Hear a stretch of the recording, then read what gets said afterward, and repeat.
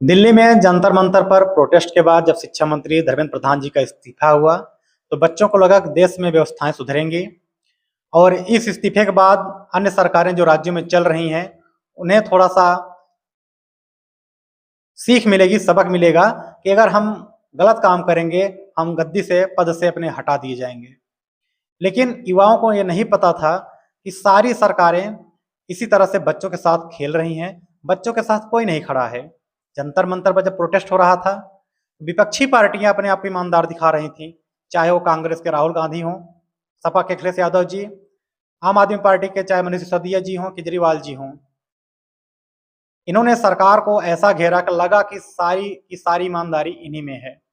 और उसी समय जो केंद्रीय पार्टी जो सत्तारूढ़ है वो इन विपक्षी पार्टियों पर, बच्चों पर देशद्रोह, घुसपैठिया, चाइना से फंडिंग हो रही है, पाकिस्तान से फंडिंग हो रही है, इस तरह से तमाम आरोप लगाए और कहा कि ये छात्र नहीं है। और आज जब झारखंड में प्रोटेस्ट हो रहा है जेपीएससी, जेएसएससी की परीक्षाओं की अनियमितता को लेकर के, वहां पर जो सत्तारूढ़ पार्टी इस समय है मुक्ति मोर्चा के साथ कांग्रेस की पार्टी है। राहुल गांधी वहां बोलते नहीं दिख रहे हैं। आज वहां उनकी सरकार है तो वो चुप हैं।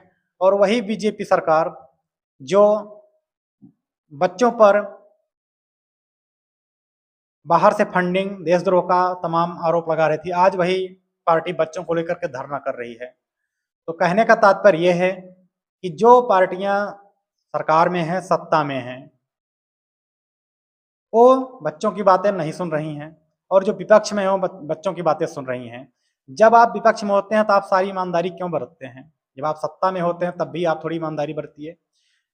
जेपीएससी, जेपीएससी को लेकर के जो धरना हो रहा है, वहां बच्चों की मांग है कि अनियमितता जो परीक्षाओं में है उनको दूर किया जाए, पेपर लीक से संबंधित जो मामले हैं उनका संज्ञान में लिया जाए, जो भर्तियां हो चुकी हैं और जिसमें आरोप लगे थे कि इस वैकेंसी में धांधली हुई है, उन पर सीबीआई जांच कराई जाए। और जो परीक्षाएं अभी हाल में ही हुई हैं जिन पर आरोप लग रहा है कि इस परीक्षा में धांधली हुई है, वो परीक्षा फिर से कराई जाए।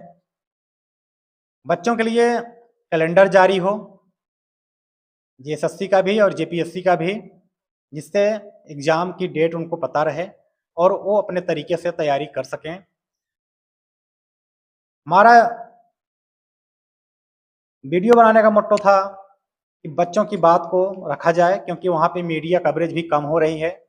तो मेरा भी आपसे आग्रह है कि आप लोग भी बच्चों के लिए आप सपोर्ट करें, और अगर वहाँ नहीं जा पा रहे हैं तो वीडियो के माध्यम से सपोर्ट करें और जो भी मदद हो सके आप उनको करें।